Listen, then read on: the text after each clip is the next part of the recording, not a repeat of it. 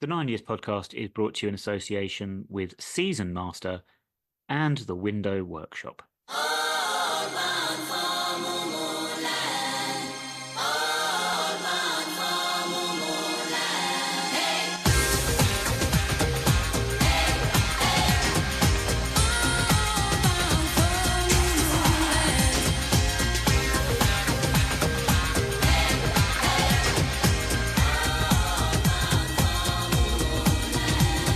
Hello, everybody, and welcome to the latest edition of the 9 Years podcast. Thank you very much for downloading the show this week. I am Nick Draper. I am joined, as always, by the face of the BBC Sport website, Mr. Stuart Deakins. And this week's special guest to the 106.58% unofficial AFC Wimbledon podcast is my brother, Chris. Now, many of you will know Chris. You will have seen him accompanying Hayden the Womble around pitchside on a match day.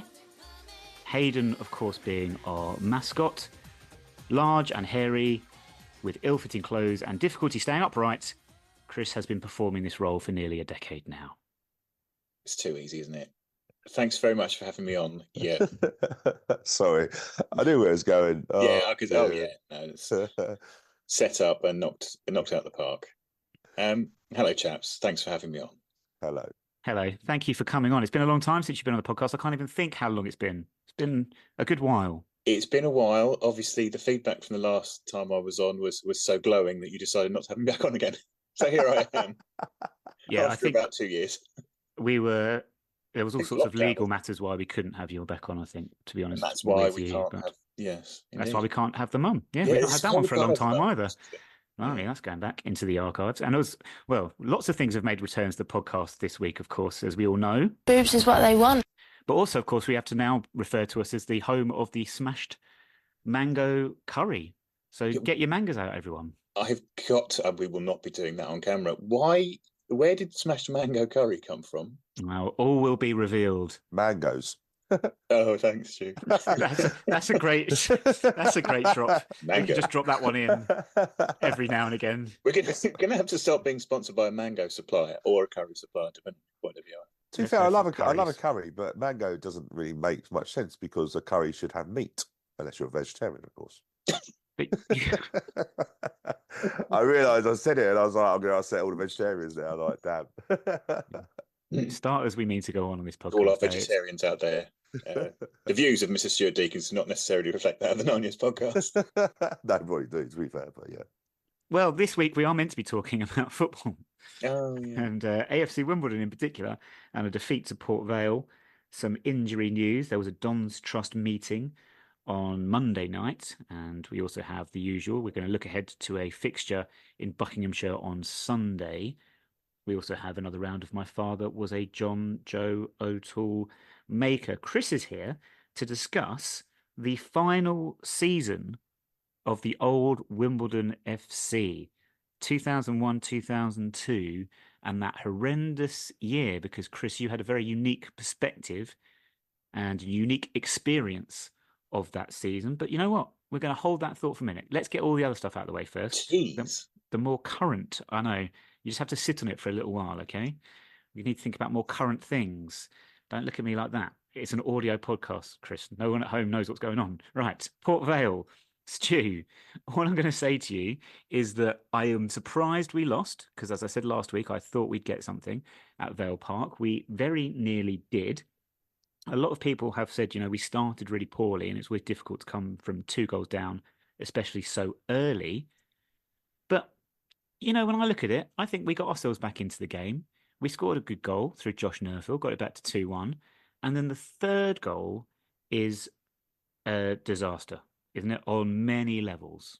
Yeah. Do you know what? I think we started poorly, but I think also we got a bit surprised by how Port Vale played, because it's the first time I've seen a team play direct against us. So Jaden Stockley is an absolute handful.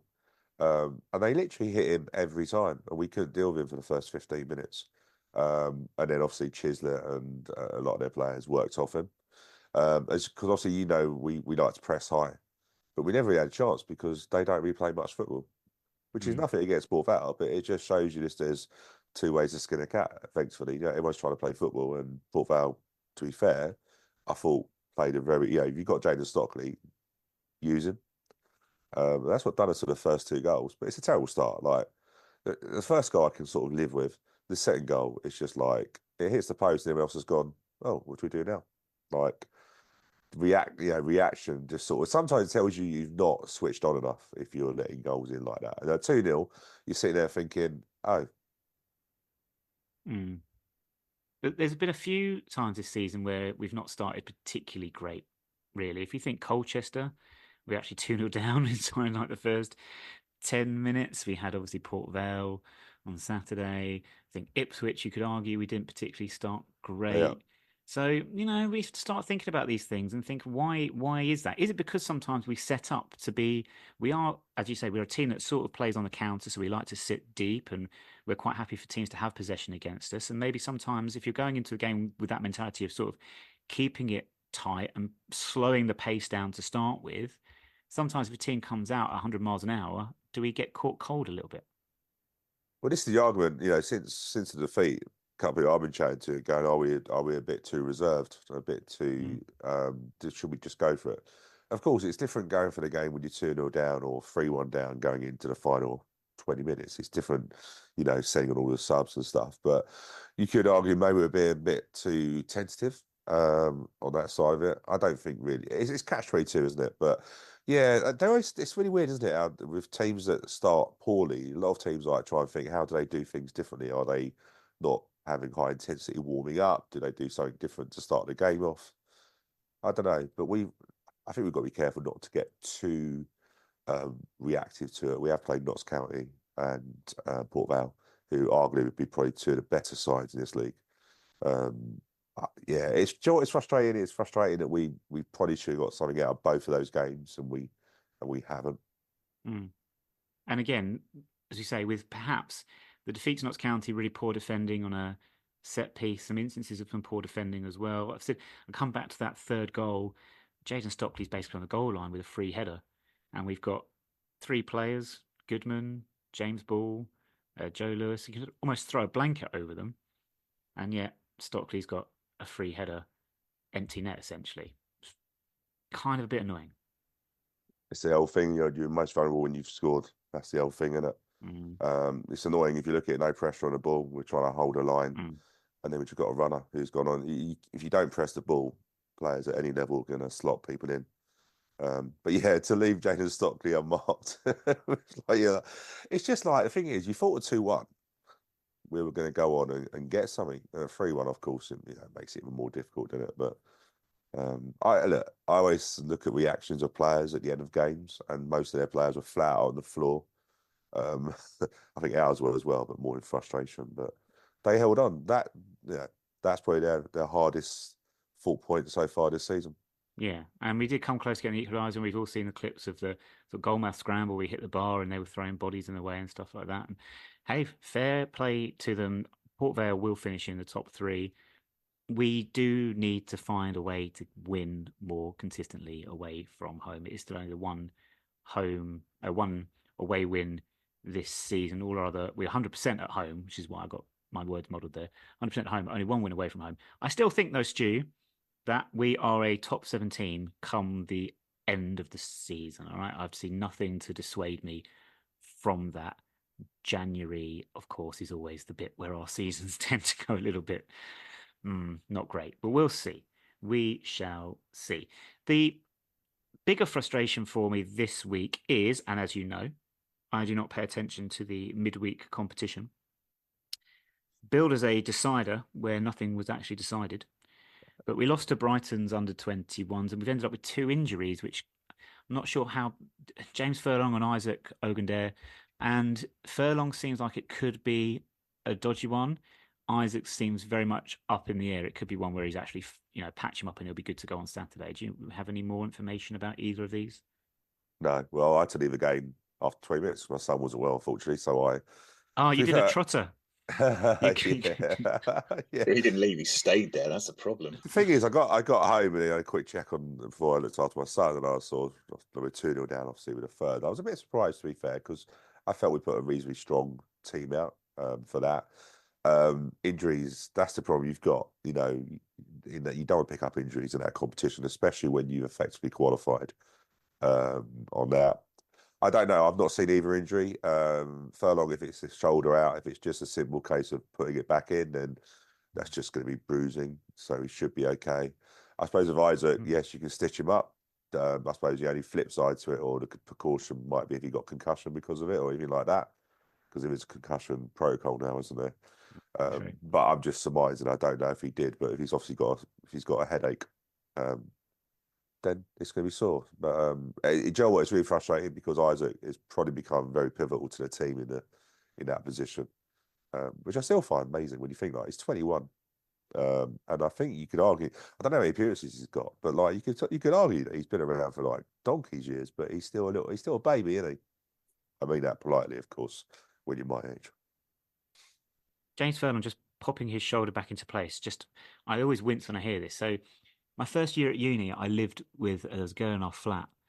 Samantha was her name, and she had this thing where just in the middle of the night or at random times, her knee would just click out of place, and she just had to pop it back in. And she said, I was like, does that not hurt? And she said, no. So it's fine, except for, she said, sometimes if you get a little bit of like ligament or tissue or something stuck in the joint, and then you have to dislocate it again. And yeah, that's, I don't know. Don's Trust meeting on Monday. Stu, you were giving up your time once again to live stream this for viewers at home. Special general meeting to discuss the two resolutions that we spent a lot of time debating on last week's podcast, featuring the same old wombles.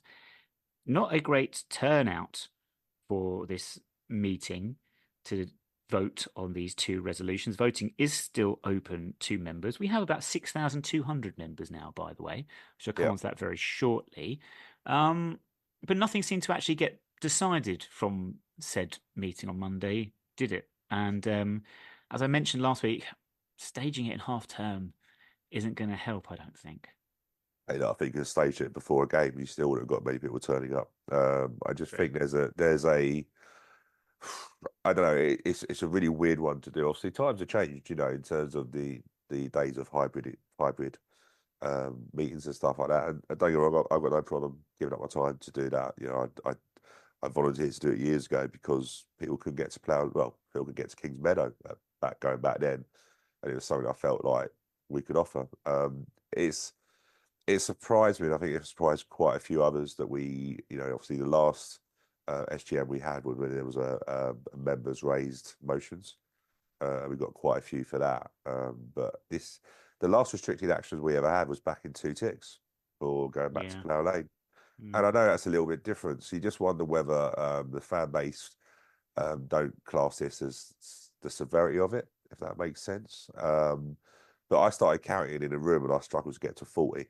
And that is concerning. There was actually, I was just saying, do you hear actually, there was a more vibrant meeting based on YouTube for people watching it at home. And to be fair, I was actually watching that on the chat because there was some good interaction. And I'm not too, I did say this after, I'm not too sure how you integrate the people online and the people in the room in terms of getting that. Because I think, you've got two different groups of people, ones that want to get there in person, ones that can't.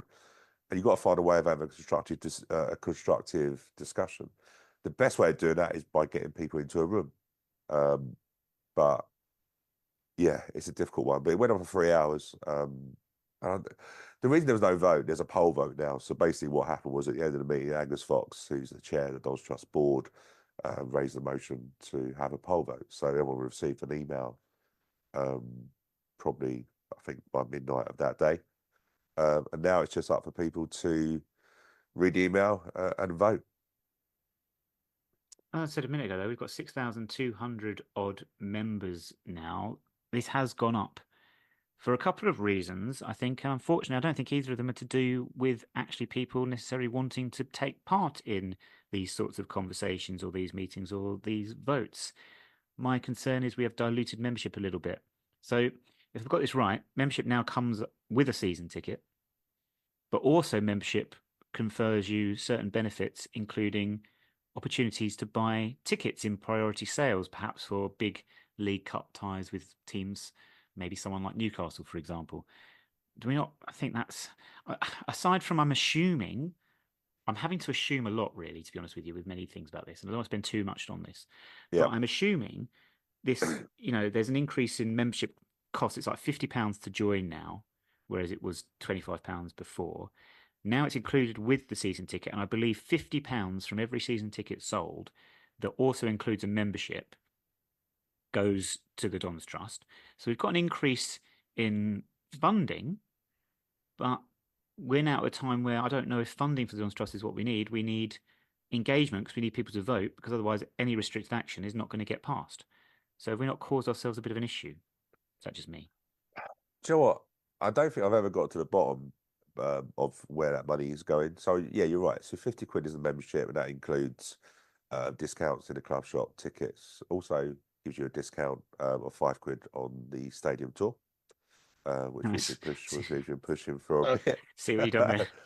Yeah, but do you know what? It's a benefit. That's part of the Yeah, benefit of that, isn't it? But of course, the membership is mainly the ticket. Well, that even me just saying that, the membership, surely the most benefit is you become a Dons Trust member, or now it's more member of the club. That's how the messaging now is. You're a club member rather than a Dons Trust member. I think it's become. Sorry to. No, go on. You are here, Chris. You can chat. But it's become more like the Crazy Gang, as in Crazy Gang membership scheme from the 90s, where it's become more like that rather than being an owner. It's just a thing to be like an affiliate member almost.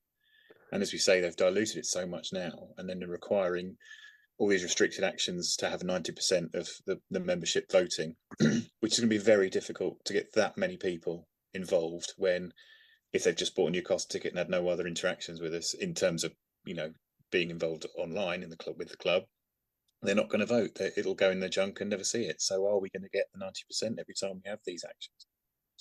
It's a difficult one. Yeah, well, it's 80% at the moment.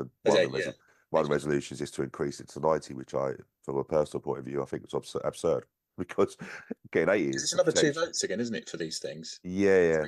So it's got to be one. Got to be 80%. Another one with 90% or something. Well, if the new resolution goes in, then I think we're going to see how the struggle we're going to have if we get 80% on 2 separate occasions. The thing is, I can't be a hypocrite, because I've said, Chris, many times, and Nick, to you, that I think season ticket holders should be members, because I think if you're prepared to pay 300 plus for a season ticket, you're showing just as much or even more commitment than someone paying £25. So I'm not going to be a hypocrite and say I can't understand why I've done it. However, yes, when they do it before restricted action, you sort of go. I think when we set up, it was the ideal idea. It's almost like we missed a trick then back in 2002 and on up to when we got back into the league. We missed a trick there to make that happen, because then we would have had a lot of people getting used to doing the voting, getting used to being Dons Trust members. And then now we'd have a broader. So, for example, that 30 to 40 we had on Monday might have been 3 times that or more if they'd have been involved from the start.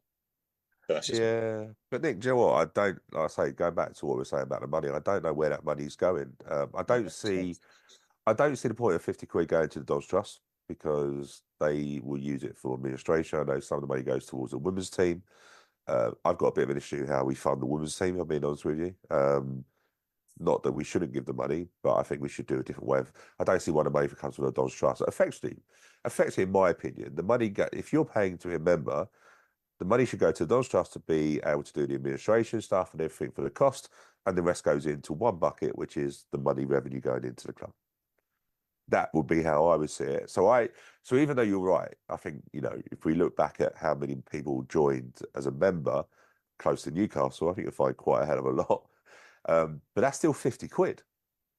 So I'm not going to be, I'm no mathematical genius, but I'm not going to know how much that is. But you know what I mean? I've got no problem selling a membership because it's £50 a pop. However, we have opened up. So I'll give you, I think I said last week, one of the mums at my son's school is a Wimbledon fan, season ticket holder since the Crazy Gang days. And I said to them, did you receive the email about the resident? And she goes, don't all that rubbish, because I'm not interested in football. So I had to do a sales pitch of going how important it is for her to use her vote, which she found highly amusing. But effectively, that's what I feel as a member I need to do, because otherwise restricted action is just a waste of time. 600 members paying £50 a time is about £30,000. There you are. It's not a sum of money to be sneezed at in any way, shape, or form. I think we just need a little bit more clarity on some things, but I think I've been saying that for many, many years also, to be honest with you.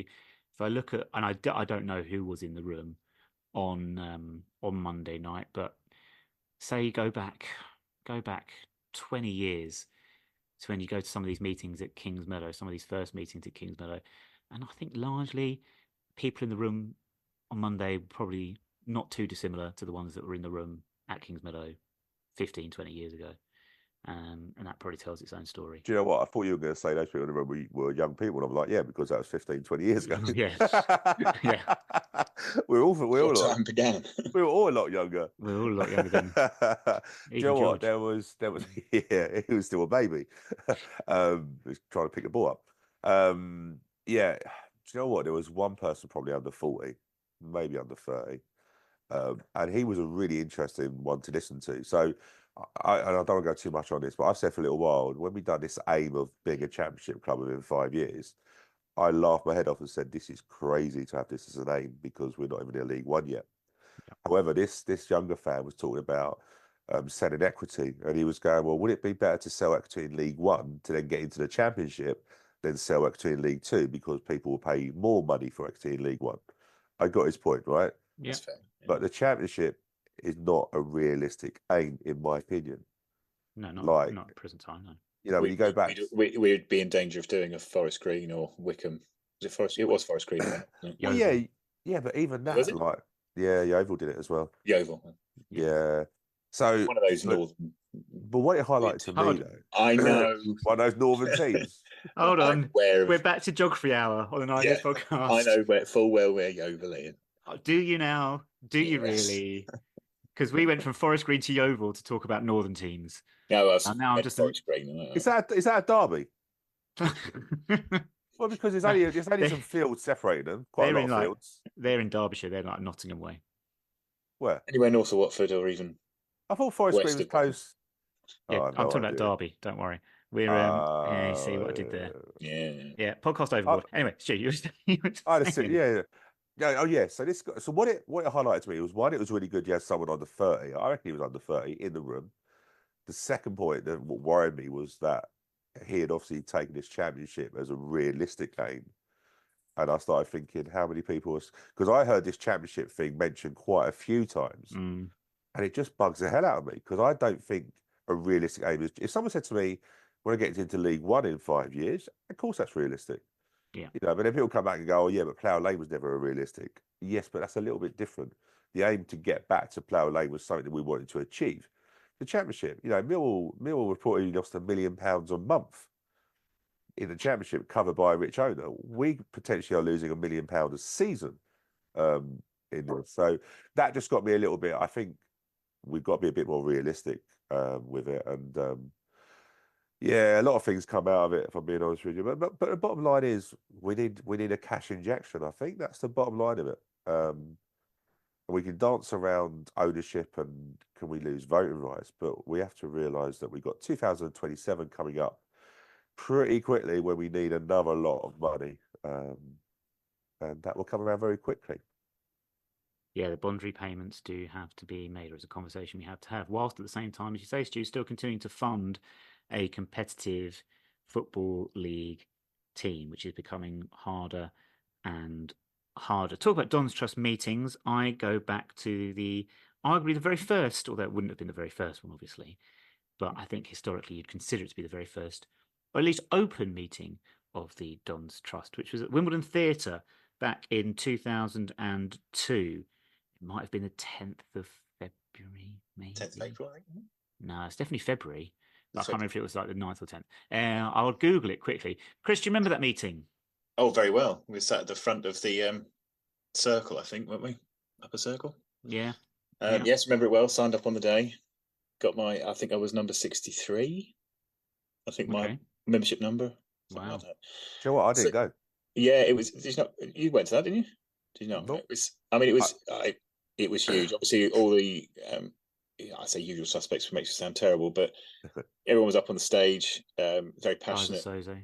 Kaiser Soze was up there. It was crazy. Cinderella. Lou, Mark, Ivor, everyone was up there. And it was very, very much the first time when you felt like, there was something to be won. There was something we could do. Obviously, what our ultimate aim was to take over Wimbledon FC as it was at the time. But we were obviously fighting against the Antichrist and his minions. And I don't mind using that phrase. But it was like that safety blanket. It was the backup if things didn't go wrong. It was good to know that everybody was there, and it was very much a very good community feel, the whole thing there. Really the first time you felt as one, in the best way I can describe it. Now, wasn't that meeting a little bit tricky for you at the time? Oh, you were referring to, of course, my employers at the time being Wimbledon Football Club. Yes. Obviously, for listeners who are a bit newer, a bit newer. At the time of relegation back in 2000, just afterwards, there was a call out from, I think Paul Raymond organised it, but a call to help in the newly revamped Wimbledon club shop, because for the years 91 to 2000, we shared Crystal Palace's club shop. We had a corner of Crystal Palace's club shop, which was minute as it was, because then I ended up working there, but that's another story. So it was bad enough at the time. And then we bought what was, I think it was an old hairdresser's, which was a few steps down from, it was next to Sainsbury's, basically, if everybody remembers Plough Lane, or bloody hell, Sellers Park. And I think it's still there anyway. And you go next door, and that's where we were. And we were helping out there on match days. It was me, Nick, Stu, and Paul Raymond at the time. And we'd go on match days. We'd have a fry up in the morning. We'd go into the shop. We'd sell all the merchandise and then go home. And then about halfway through that season, they were going to open a brand new club shop on Wimbledon Broadway at number 100, which has never reopened, which was weird. Or I think it did, and then it collapsed. It's a long story. And I went for that job. I was actually at university at the time, and it wasn't going well for me, if things being considered. Too much to go into here, but I actually took the job at Wimbledon, giving up my studies at the time.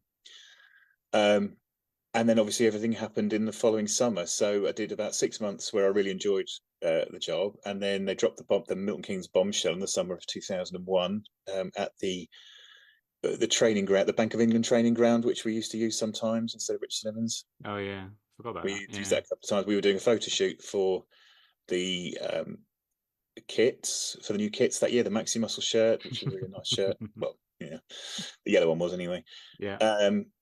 And I overheard a conversation which was, how do you think tomorrow will go down? And they referred to announcing that they were going to move.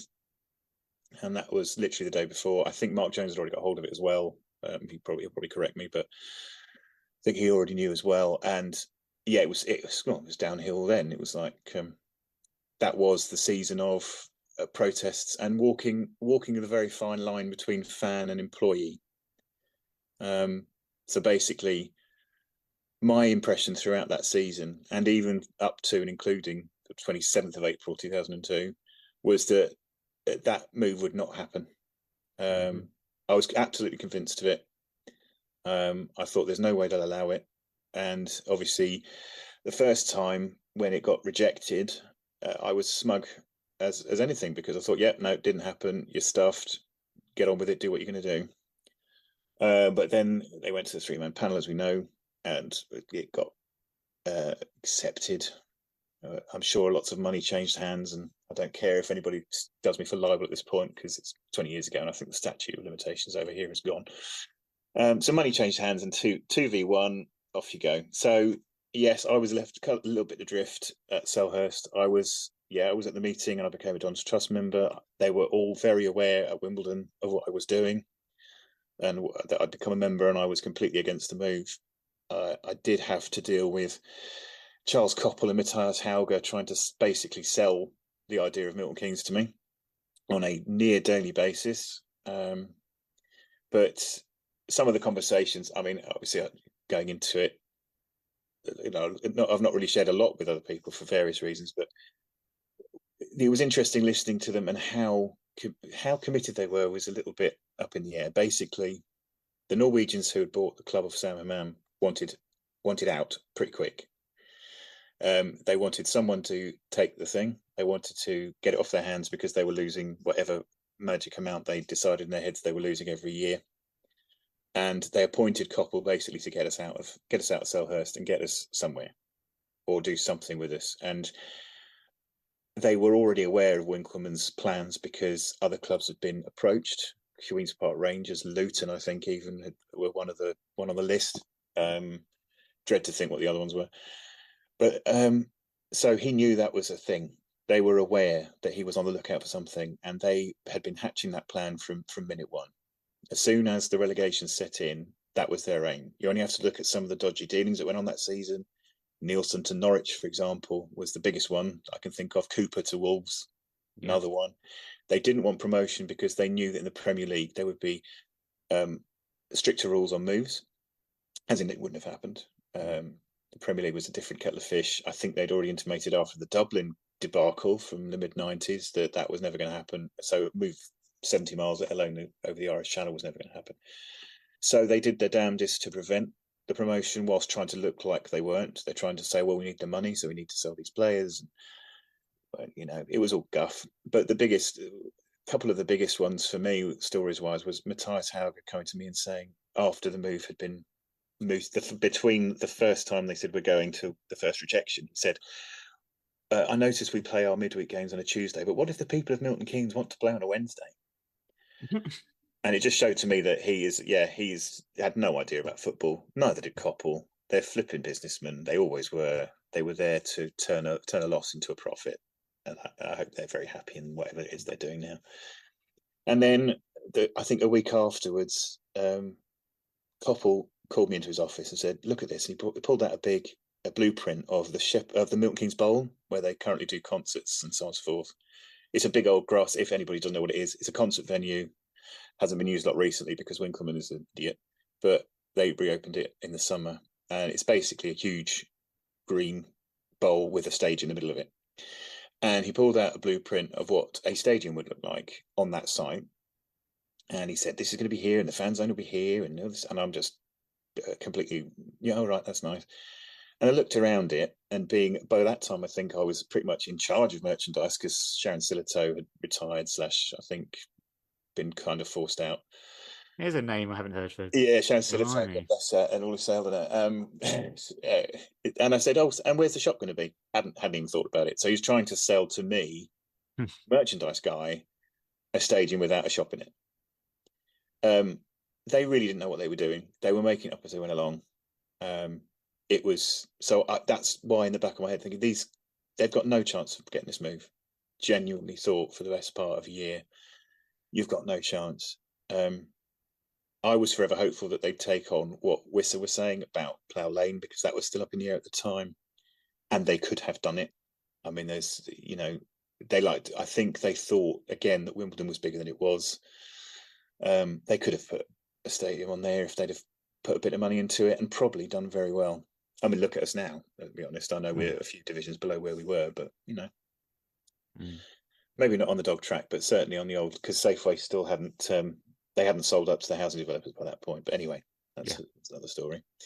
They could have done it. They didn't want to do it. They wanted to get rid, and Winkleman was their saviour. So yeah, that was a fun year, and that's just a few bits. It was a horrible year. It was so bad. I don't think people like everyone. Thing is, we all know, obviously, we were all there, and a lot of people that were there at the time still very much involved with AFC Wimbledon and what have you, and we were all affected by it. But I don't think people quite realise the effect it has on the people like yourself that were involved, that you were employed by the club.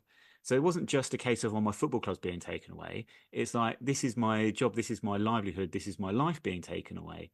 And the effects of that, I think, I don't even know if people really appreciate it. For most people, like speaking just for myself, the move happened, and then almost immediately, right, we're setting up a new club. It's like 2 days later, AFC Wimbledon, we're going to go in this league, we're going to play here, and we're going to work our way back up again. And it was like you had something immediately to attach yourself onto in lieu of Wimbledon FC having gone. But that was easy. I mean, it was easy. It's not as easy for someone like yourself. And I think, Chris, to be fair, I think you're the only, nobody else working for the club for Wimbledon at that time is still around. I mean, obviously you guys volunteering at the time, and then volunteers, but not employees. employees. Well, I'm not a paid employer either, to be honest. But No, but even like, oh yeah, I see what you mean. It's paid Yeah. employees at the time. Yeah, beg your Yeah. pardon. No, there is no one else. I vaguely see the names crop up of a few people who used to work there. Like I know Paul Crosby's happy with he's 2.4 children up in Leicester somewhere. Gemma Marshall, I think, is now 3 kids down. I think she's quite happily married and doing very well. what about her?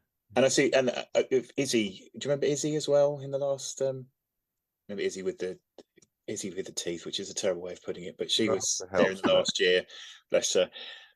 So I do see names about, yeah, but no one at AFC Wimbledon. I am literally the only one. Do you know what's interesting? Obviously, what was it? 23 years ago? 23. Yeah, I was 20. I was 21. I'd left university to take the job, and I thought job for life. You know what I mean? Job at the club of support. I thought I can really make a go with this. Set up. I thought that was a good reason to. Well, it was the only reason I left university. I was doing pretty poorly, but I could have turned that around. But I left it, got that job, and then within 8 months, it was like, oh, but that's the end of that then. Yeah, I think it's really interesting. Obviously, I can remember that season really, really well. It was really challenging. So I think, we got the club shop at Selhurst, and obviously we were volunteering. Yourself, Nick when he was probably in nappies, to be fair. And Paul, he's not been born yet, I don't think. Yeah. I would have. What year was this? Sorry, 2001. I was 7. Yeah. Yeah. So we had a little bit of a crash at the back for Nick. But in all seriousness, we had a really good time. All good mates, and it was a really, I enjoyed it. Going back before the days of the internet, that was actually the hub of conversation. So even though I was volunteering with you, I think we used to get about midday or something, and we had a laugh. Yeah. We had a laugh, and it felt so. Obviously, when it all kicked off with the Milton Keynes thing, I will happily say, I think I've said many times that I had no belief it would happen, no belief whatsoever. And also, the fact was, at the time, we could have all left, but we left you in the shit, Chris, and we're good mates, and I was never going to do that. So that's why so we had a lot of people going, why are you still volunteering? Why are you still doing this? And I'm like, because my mate, he's going to get nobody else. And I just also felt we were all quite strong, weren't we? That it's never going to happen. It was the most ridiculous idea I've ever heard. And it was pie in the skies as far as I was concerned. So we thought it'd all pass over. Hey, look, in hindsight, we were stupid. But, it had never been done before. Money. But I remember Charles Coppell coming into the club shop and actually going through those plans and trying to convince us. And I remember just thinking, I ain't got no interest in it. I used to laugh at him for thinking he actually thought it was a possibility. And that... He was a businessman. He saw it as he didn't see it, that none of them in that realm saw it as what it was. It was a football club, and there were people involved. They saw the pluses and minuses on the sheet, and they saw lack of bricks and mortar, obviously, but they just didn't see. They didn't get it. They didn't get it from day one. You could track it back to when it was sold to Hammam sold by Hammam, because we reached 2 cup semi-finals. Yeah. But I think there was a lot of pressure on all of us to quit. There really was. Oh yeah. I found it very difficult once it all went to Milton Keynes and AFC Wimbledon set up, which is probably why I wasn't at the theatre thing, because I was really annoyed with what was happening. And I suppose you get to a stage of thinking I'd been had by the club that you support, you love. And I found it really difficult. And let's not be fair, we had a lot of situations at the club shop with the protests where we had to stick together, but also be mates with people that were trying. Hey, look, there was many occasions when there was some hairy moments in that club shop. Yeah. But if you remember, something to set fire to, I think was and that's the only time I've been close to literally chucking someone out and redoing some, because that was putting everyone in danger. We had to lock. Do you remember we had to lock the shop up one time? Yeah. We had to lock the front door, but there were actual people in there, and we had to let them out the back, which the fire exit at the time was into the stadium. But what I didn't realise, I remember, but what I didn't realise actually was we were helping Wish protest. We actually were not doing anything to stop them. And effectively, we were letting them in. What do you do in that circumstance, though? That's the problem. I mean, the police didn't. I mean, I speak now in case people don't know. As a Metropolitan police officer, they were useless. They didn't turn up, because we never really had a huge police presence in that season. No, you're right. And you know, when they were there, they were off doing their spotting business and being inside the stadium or whatever, and they weren't really interested in the shop. It was, oh, we'll put a steward on there, and the stewards, God love them, well, you know, same as they are now. A lot of them are untrained students, and just, yeah. But I remember that the story I remember the most was having to let scared kids with their parents going out the back, and there was one bloke that went past with his kid, and I was apologising for everyone on the way out. I was giving the kids little gifts. I think those little wombles we had, I think I was dishing them out. And then one of the dads turned around to me and said, "Well, I think you deserve everything you get," and walked out with his kid back out the back of the fire exit. Yeah. And but it's the same. Look, let's be honest. It's the same with everything. Whatever stage of life you're at, whatever, when you find something you're passionate about and you want to argue for, that you don't see the people behind it. You just think you are part of that organisation. God, I've joined a job that people feel like that about me, for God's sake. But that you're part of that organisation, therefore you feel the same as them. You represent their views. That's it. Yeah. You're done. Yeah, and it isn't.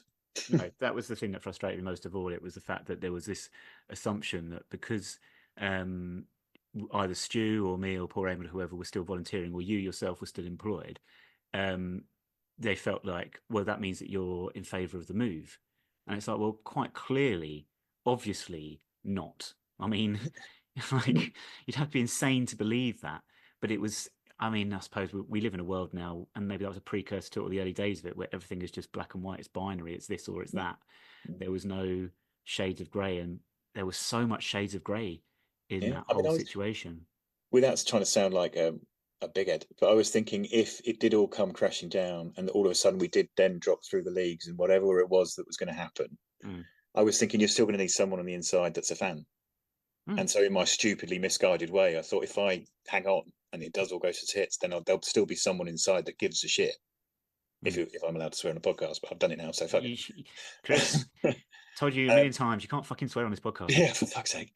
But it's one of those where, yeah, all right, misguided completely. When eventually AFC Wimbledon set up, for example, I was at every friendly apart from the one we won. That still, that still bugs me. The Enfield Town one. Yes, the Enfield Town the one we won. Yeah. I wasn't. I was there. Yeah, I know. That's all right. Thanks, Stu. Yeah.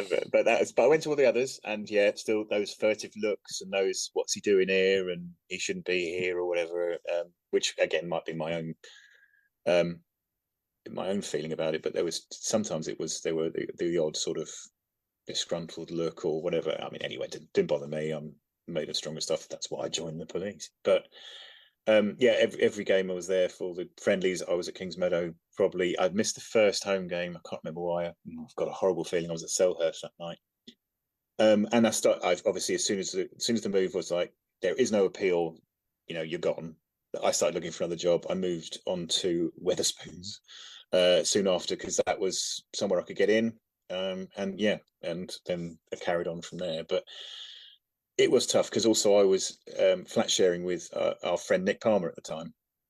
That was also awkward because at the time he was dating another Wimbledon fan, and obviously he understood what was going on, but ultimately did sort of push me into getting a job, which got me looking in other directions, and that's where I ended up going to Wetherspoons. But yeah, I was gone in a couple of months. I had this is, we're talking, what's the best way? It's confession time. Because I was literally the last one left in the merchandise arm, guess which Muppet had to go to Milton Keynes and sit on a stand in the middle of Milton Keynes Central, or whatever the shite that place is called. Yeah, didn't sell a damn thing. I was sat there like a lemon. And one weekend, because there was no one else to go up there, I had to go, and I missed a home game, which I know was after AFC Wimbledon started, don't get me wrong, but it was another example where they were like, why is anybody going to go there? If you want them to come and support this team, they're going to be watching the football. It didn't make any sense. Again, it was just another example of why they were dickheads. But as I say, the thing that annoyed me the most was people kept saying, well, you just quit your job. And I remember saying, and this is even before the internet, so you couldn't really equally go on social networks and stuff. But I remember saying, this person needs that job. You can't just leave a job. They got commitments. Yeah. And it was people going about, well, I would do that. When you know that, yes, in an ideal world, people would just do that. But it wasn't as easy to get work back then. And this is what annoyed me a little bit. And I think for me personally, for the first probably season at AFC Wimbledon, I felt a lot of guilt because it happened and I didn't do.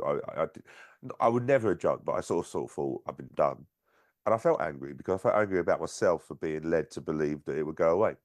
Yeah. And I think in a way, sometimes you do a bit more than what you would normally do. But I remember going to the first community centre, Wimbledon Community Centre, when there was something going on about a Dodge Trust being set up. I wasn't convinced, but I think I was angry at what happened. Oh, I was there for that as well. You made me remember. Yeah. And it took me, I don't know, it probably took me half a season to get in with it. But what annoyed me the most is that anyone that knew me would have known that I had morals and I had standards and I stuck by people.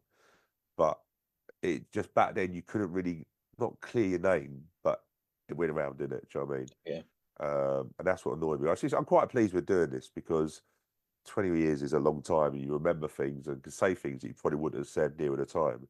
No, definitely not. Yeah. And it was shit. I really enjoyed. Like we had such a good time on that, like in that club shop. We had such a good time. People used to come in just to talk to us because we talked shit.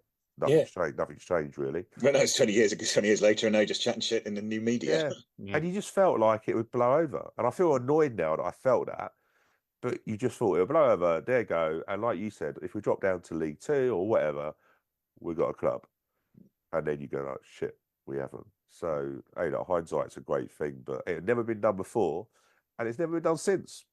So funny that. Yeah, you know, our thinking along that time wasn't far off. I remember it wasn't just the shop at Selhurst as well, though. It was the shop at Wimbledon Broadway. And I mean, I want to sort of tie us back into the whole thing with Milton Keynes and what have you in a minute. But I mean, just in terms of memories and what have you, do you remember, like, Stu's right, like people would come into that club shop and I'd work in the Wimbledon Broadway one here and there. And they'd come in not to buy anything, they just wanted to chat about football and chat about Wimbledon. And there'll be times when there were so few people going into that shop, we'd play football down the main aisle. Like the doors to the shop were one of the goals. Yes. And the little like raised bit was the other goal. And there it was the you, weirdest. me, Rob. Do you remember Rob? Yeah, Rob Nathan, yeah. Rob and Laura, and we'd be playing football, listening to Radio 1 in the background. Yeah. Just memories of that. They were just so it genuinely was. I'm getting very misty-eyed when I think about it, but it genuinely, in terms of a job, I have not had one since that has been as good as that. It had its challenges because it did, but it was still, you know, you were selling stuff. You were selling stuff that you were invested in. It's a unique position to be in, where if you're a fan selling the stuff of your club with your crest on, which I'm sure some ex-employees of the current club shop would attest to. You know, it's your team stuff. You've got a stake in it. When I was selling beer in a pub, I couldn't, you know, I don't care about the brewers in a nice way. But when I was selling merchandise in the shop, it was, you know, you knew it was a revenue stream. You knew it was, and you had pride in it. Yeah. I don't think I'll ever find a job like it. For that 6 months, it was great. Do you know what I remember about the shop in Wimbledon? Was one I used to be so happy we had something in Wimbledon because we never did that. And we're going back, you know, when it was there, I think I'd only been a fan since 1990, so I was still in my first 10 years. The first time I ever met Mark Jones was in that Wimbledon shop. Yeah. And I remember he come in and he talked for hours, and everyone knows Mark Jones knows that's not, you know, he was going on about, what about if you did this? What about if you did this? What if he sold this? What if he changed? And it probably the first time I was thinking, wow, this guy's got so many ideas, do you know what I mean? But I remember it, and he come in and chatted because there were Wimbledon fans in there. Yeah. So, do you know what I mean? It's really weird. So I look back with fond memories. I remember playing the football. That was quite funny. Because it was. Hey, look, football's a different beast back then. Let's be fair. Just started the Premier League, and we were a small club. We're a big club now compared to what we were then. Well, we had to stay there after the move happened, and a couple of the windows got put in. I remember. Yeah, I remember. Yes, and I found out later on who did it, but we'll leave that one there. And so the whole thing was boarded up. So we actually basically were just sat in a boarded up shop for 8 hours a day, doing next to nothing, weeding out dodgy online orders. So we did thrash the ball around, which wasn't great when the financial director kept appearing randomly and not telling us he was coming. He may have caught a couple of balls in the face, not like that. But I wasn't going to say anything. Yeah, no, of course not. Would you like a football? Yeah, but I mean, it was a sad time. But it was also the best time. So it's talk about conflicted. Yeah, but the thing is, we come on to the current day, and we're going up to Milton Keynes on Sunday, but as we were recording this earlier today, there was another thing that came out from that lot, with their new owners saying, they invited us up to the boardroom and we've turned it down because we always do, because that's what our owners have decreed, and we're never going to accept hospitality from that football club. And they sort of saying things like, we want to move on and we need to get over it and stuff like this. It's like, you guys, honestly, you've got no idea. This is not just a football It's thing, the as owner you say. version of out of the frying pan into the fire, isn't it? You had a bunch of Muppets in charge before, and you just replaced them with another bunch of Muppets. But yeah, this is true, and that is very much a them problem. Like, I hope they continue to employ lots of Muppets in charge of their football club in inverted commas. But it's like they just don't. They really just don't. It's not just that, and they keep referring to this rivalry and like Spurs and Arsenal. It's like, as you have no idea of the actual human, as you said earlier, Chris, the human side to this whole thing. And it's like when people sort of, you get over it and it's like you genuinely. I mean, I could bring up a current conflict that may have had its roots around the 30s and 40s, and perhaps one group is just saying to the other, "Oh yeah, I know we, 6 million and all that, but just get over it. It's fine." Yeah, exactly. Do you know what? I try to not let anything about them annoy me. I just try not to. It's not healthy. That did annoy me. That did annoy me this morning, just because of the wording on it. Like you say, the rivalry. I've been in football for 24 years, never known anything like it. It's like coming to someone else's argument and going, "Well, do you know what? I'm here now. I can sort this all out." Yeah, exactly. Yeah. Do you know what I mean? And it also conflicts me a little bit, because I'm also sort of saying, I think as a fan group, we should be going to Milton Keynes to support our team. We should be not saying and this is the way I'm conflicted. I'm not saying get over it. I'm saying we've got a lot of fans who weren't even born or were in there, or like Nick was in the club shop in the nappies. You know what I mean? Nappies, yeah. Yeah. So I will admit at this point, I've said to you guys before, the last time I went to a game between the two teams was 2017, the 2-0, Reeves and Taylor. I won't go again, only because of my job.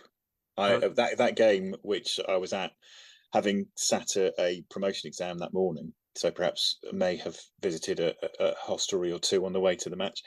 I realised it wasn't like upsetting, but when your own fans are telling you to pipe down and shut up, I think perhaps I just shouldn't go. And so I haven't been since.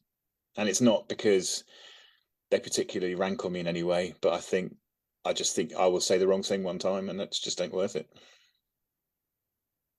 Was it not? It was the tune. It was 2017, but it was the tuna we lost, wasn't it?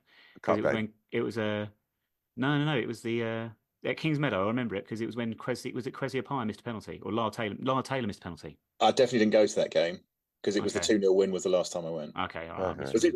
I thought that was 20. Was it not 16, 17? Yeah, it was 2017. We played them twice at home at Kings Meadow in very short space of time. Oh, did we? Oh, I didn't go to that one. Okay. No, the win was the last one I went to. I thought, because I had the absolute honour of being asked. Well, I offered to go up to Milton Keynes with Mikey T, and I think you were there as well, Nick, weren't you? Yes. When that stupid competition that we don't talk about on Tuesday nights was actually good, yeah, and we won there. Yeah. And then next season, it was the following season, wasn't it? We then beat season or two after, yeah. Season or two. And I thought, that's me done. Beat them home, beat them away. Oh, I'm good. And you know what? I get completely, Chris, why you wouldn't go because of your job and stuff like that. I totally get it. But I think for me now, like, do you know what? Smashing them 1-0, 3-0 this year, in the way we did it, and like I say, obviously doing the Dons TV, we've got a lot of younger fans, like Tom and George, and the way. Hey, look, I'm a bit of a dinosaur, but I've also been someone that's tried to embrace change and go with it. Change is not good. We've said this before. Yeah, but what I've said is, what I mean by it is their attitude is they want to smash them, they want to beat them, they don't want to not go, they want to go to make sure they're there when they beat them.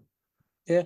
So I've got no qualms anybody going. Yeah, that's what I'm saying. But I'm conflicted by it because I'm thinking, right, we need to support them, but then that's really rattled me today about get over it. Yeah.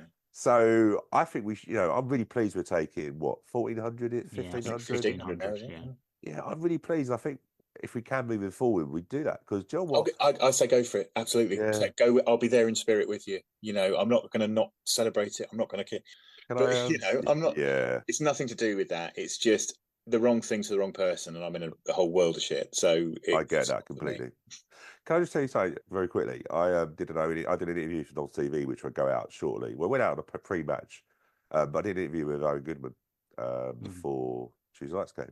And after we were chatting, so actually, you know what? Really top guy, quiet, but actually very quietly confident. Really found him really interesting person to talk to. But as we were coming out, we so I did it behind the goal, and then we come out into the corner where obviously the Roland Curtis celebration was done. And I was chatting, and I said, you know, obviously you got franchise on Saturday. How did you find the home game and stuff like that? Have you been there before? And he said, yeah, do you know what? I never realised how big it was until one, they did an induction in the summer. So the club did an induction in Tenham. And then he said his dad basically told him to look at, so when he was joining, his dad told him to look at a Twitter, a video. And it was a video of that celebration in that corner. And he said straight away he understood. He said he's never seen anything so mad. But he said, I got it straight away. Yeah. Absolutely straight away. And he just said the passion. He said, I've never seen anything like it, of beating somebody and being so passionate. And it was really interesting. It was really interesting. And I wasn't even there, but it was great. But no, I've got absolutely no qualms anybody going. And I hope that nobody who says, oh, you're not going, you're this, that, and the other, has no qualms about me not going. It's up to the people who want to go, who don't want to go. Just do what you want to do. And I think you're right. Having that younger generation of fans that are going up en masse, I hope they behave themselves for their own sake. Nothing worse than getting caught in an away game because that's you banned from all football, let alone if you're at home and you get in trouble. So behave if you are going. You listen to this. Get in there. Hopefully smash them. Get out. Leave them behind up the M1. Yeah, I'm not going. I kept thinking about it. But I don't do away games now. So I try and spend time with my son. Otherwise, I'm at football all the time. So I sort of thought to myself, do you know what? Not as if you're ever going to be a glory hunter going to Milton Keynes. But I just thought, do you know what? I don't do away games for a reason. And I've never really enjoyed it there, if I'm being honest with you. No. You're going there, Nick, aren't you? Well, yeah, I'm going there, but I can honestly say, like, the first time we went there in the FA Cup when we lost 2-1, the first meeting of the teams, yes, we lost, but that was a great occasion for us, and I enjoyed that. But ever since then, yes, we won there. But Stu and Chris, you'll remember, like Chris and I were actually doing the press for that 3-2 win in the Johnson's Paint Trophy. And Stu, if you remember, I got there a little bit late, and I phoned you up because I was on the inside, and it was the most horrible experience. Behind enemy lines. I was behind enemy lines, and I was like, "This is the worst." I couldn't even bring myself. I couldn't speak to anyone. I couldn't look at anything. It was horrible. I was there to do the press coverage. And no, I haven't. Every time I've been up there, no, I've never enjoyed it but obviously we've always lost. To be honest with you, we've not been competitive, have we? That's another argument. Yeah. Joe, that 3-1 game, I would come. I remember obviously it was coach there, coach back. Yes, I remember getting a police escort, and people keep putting stickers on the police, the police mopeds, which made me laugh as I'm a child. But obviously there was no drink and no food. Yeah, right. I come back onto the coach, literally gasping for drink, starving, and realised we'd had it all on the way up there. So, of course, the thing was, don't buy anything, don't. And I remember thinking, I had the biggest headache because I've been shouting and, oh, mate, I must have drunk about like 40 litres when I got back to Kings Meadow. There was one horror story of that 3-2, Nick, because I ended up getting there early. Right. And they showed me into the press room. And guess who was sat there? Who was sat there but Reg Davis? No way. How have I only learnt this now? He did. I thought I told you at the time, but he didn't recognise me at all. Did he not? No. Pretty old and senile. It'd been 10, 12 years, and I think it was only a couple of years later he passed away. I know a lot of people hate Reg Davis because of what he wrote in the programme. Unfortunately, he was an older gentleman. He was not going to find any employment if he'd have left. He was, I would say, the last great victim of the move, in that he was promised a position up there. He was promised the programme editorship. He was promised employment. He bought property up there. And then when the move happened, he was let go immediately. He became a very cantankerous individual, pro MK shill. Don't get me wrong. Not many options for him, bless him. And I think I would say he's the last great victim of it. Yeah, I would disagree with that. But ultimately, grey, as we said. But ultimately, the thing was, they promised a lot of things. They did what they had to do. They didn't really give a monkey's about anybody. And it showed, didn't it? Yeah. Anyway. Hey, In Well, we mind. go up there. We do go up there. Yes, you say I will be going up there on Sunday morning, as it was. Yeah. Oh well, almost exactly. Well, just shy of what 12 years since we first went up there for that FA Cup game, and Yeah, a couple of months out, aren't we? yeah, my hope is, as it was then, that we just smash them, as it is every time we play them. But yeah, that final season, as we said, I think we could probably talk for hours and hours about it, to be honest with you. But it was We probably just have them. well, we have for nearly, yeah, we have done for quite a while, and we do need to sort of wrap it up. But it was yeah, it was a horrible time. It was not a good time for anyone. I think we all came through it, and we come through the other side, and we got onto better things eventually. But you talk about the move and you talk about what happened, and it will never not. It will. It sounds like it might sound like hyperbole, maybe, and talk about the pain of what happened for it. But we're all going to be holding that with us um, until the day we die, I would imagine. And it still completely befuddles me that we had a football club that won the FA Cup, that were in the Premier League, that won 4-0 at Manchester City, and then less than a year later, it was gone. And I'm not, and I know we are the continuation of AFC Wimbledon and all that stuff, and the FA Cup and all those results that still belongs to us now.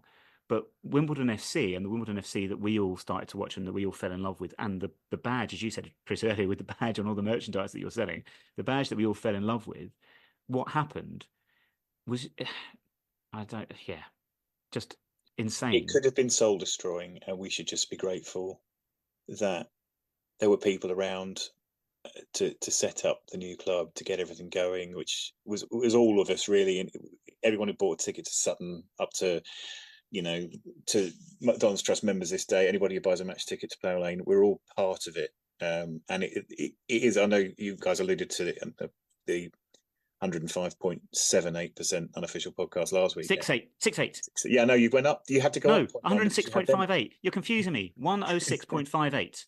There we go. Yeah, well, you had a little bit extra because you had more people on. You had to divide it by 3 or something. Anyway, everybody was part of it, and we should all be. I hate to sound so terribly huggy, but yeah, we should all be very proud of what we have achieved, and long may it continue. Do you know what's really weird? Obviously, talking about this has been quite going back down memory lane, and it still feels a lot fresh in my mind on that side of it. But I've been really fortunate through circumstances, being obviously on part of the museum and the stadium tour.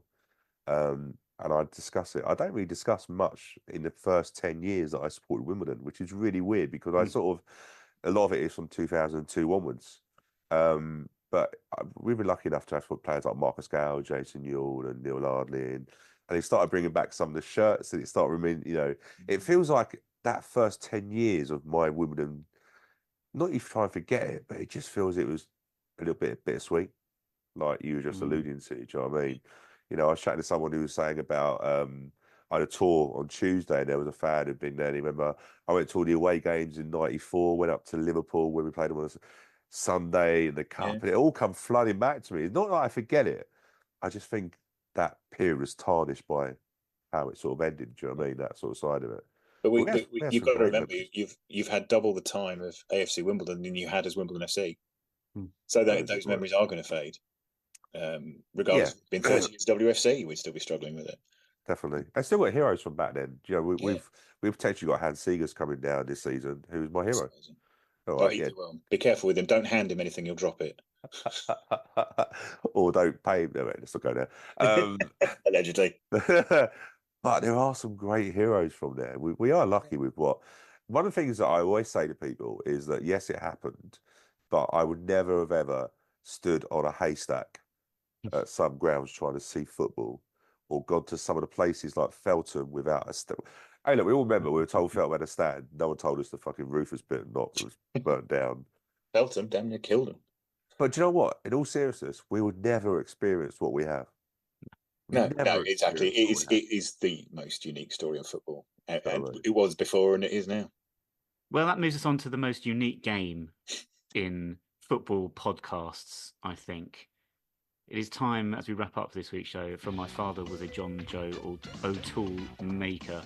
And Chris, you get to have a crack at this one. So Well done. good luck with this one.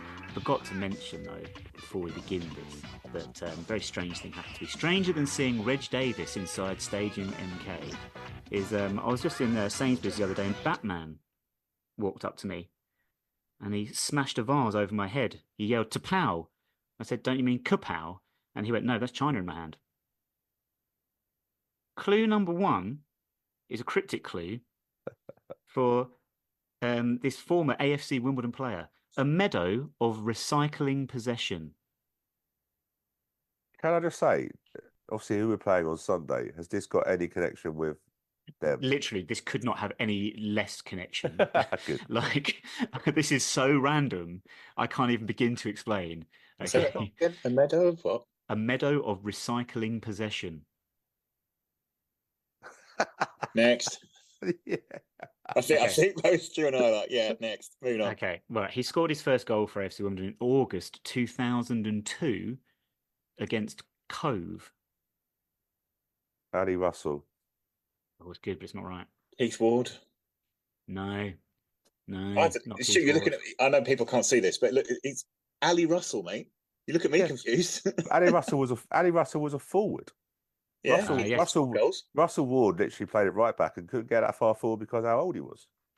Keith Ward, of course. Yeah, what about Keith? Was he his brother? Keith Ward, of course.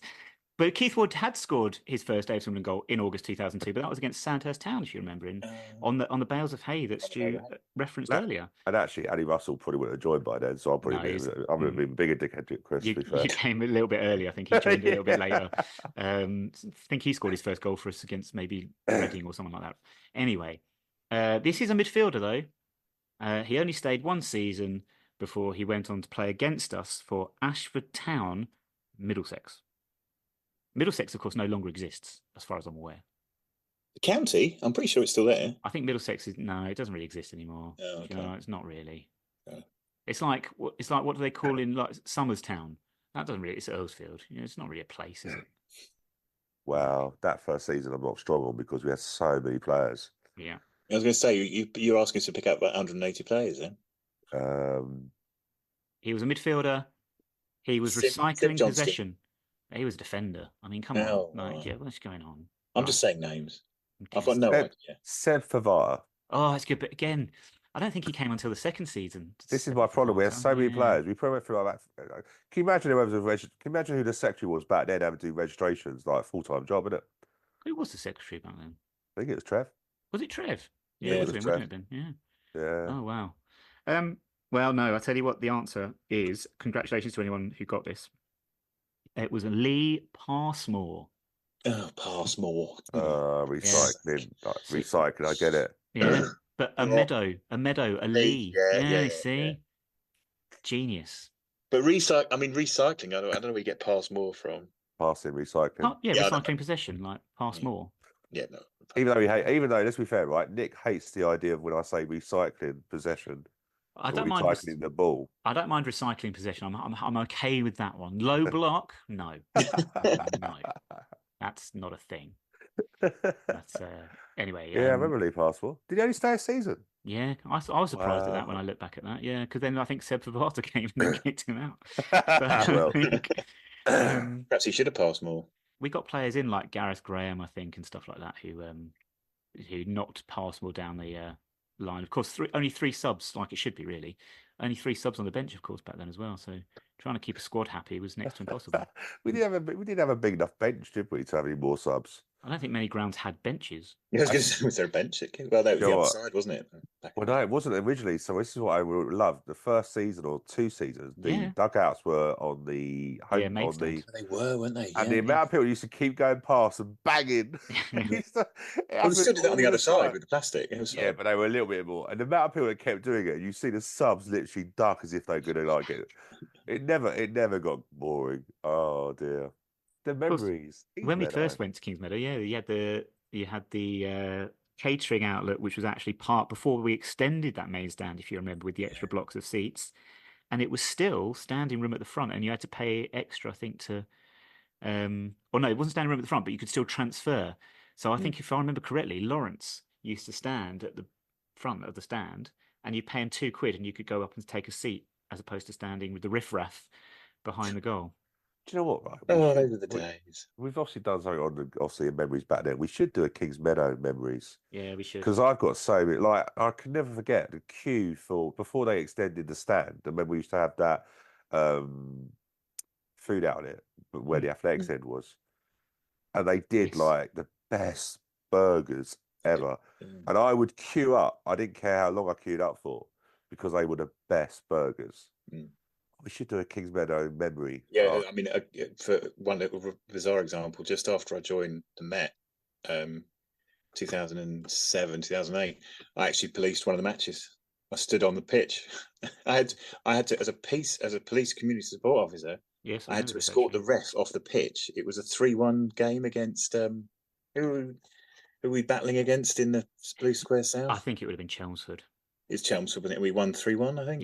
Yep, we did. Tom Davis scored a last-minute goal. Yeah. Well, yeah, all right. Yes, you know more than me, but yeah, I had to actually follow the ref off. What would I have done? For God's sake! Is that when you first got acquainted with Hayden?